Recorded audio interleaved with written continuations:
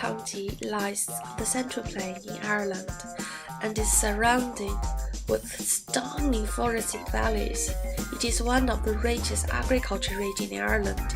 Dairy farming and cattle raising gives the green landscape a poetic and joyful touch. Our first encounter with this region was through the famous Australian convict fiction about Ned Kelly, who was the son of an Irish ex-convict from Tipperary. This fellow was transported to the notorious convict settlement on the Van Diemen's Land for a petty crime, namely pig stealing. At the age of 22, we came to this region to search for its medieval beauty through both the soaring clock towers and the cozy small taverns along the cobbled streets.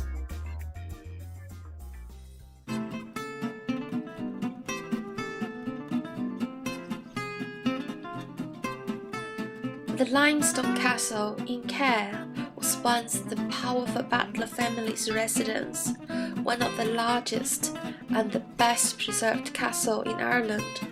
Its original fairy tale-like clock tower and much of the defense structure have been carefully maintained through the years.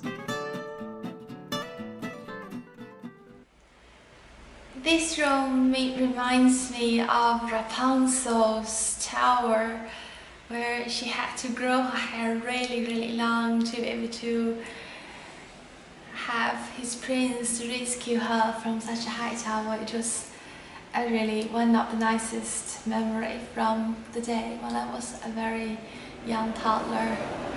And today, this castle is one of the most important tourist attractions in Tipperary County. Many people came here just to adore the wonderful architect grandeur, and the surrounding of this castle is absolutely gorgeous. This impressive castle was from the beginning a fortification called Cathair, meaning stone folk, in the Old Gaelic in the 12th century. From the beginning, the castle was appeared to be a series of sensational towers which grew out of the rock. This building complex today comprises a number of courts. It took 200 years to construct the original two sections. During the late medieval time, part of the fortification was rebuilt and enlarged by the wealthy Butler dynasty, a devout Catholic family. During the ferocious Irish Confederation Wars, this castle was sieged 2 times by, among others, the famous Oliver Cromwell. St. Mary Abbey was constructed during the Middle Age when the pious congregation grew rapidly. Its original building contains a long and narrow nave and the chancel with decorations which covered both the Celtic pagan art and ecclesiastic solemn narratives. During the late 18th century, the main building was dilapidated and left in despair.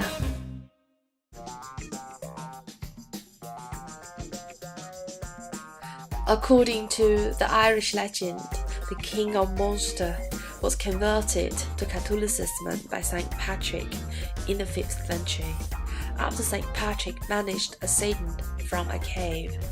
Before the Norman invasion, the Rock of Cashel was the seat of the king. The picturesque Irish Romanesque church complex is one of the most marvelous medieval Catholic architecture in Europe. The design of the 2 clock towers on either side of the nave and the chancel were influenced by the Germanic craft tradition.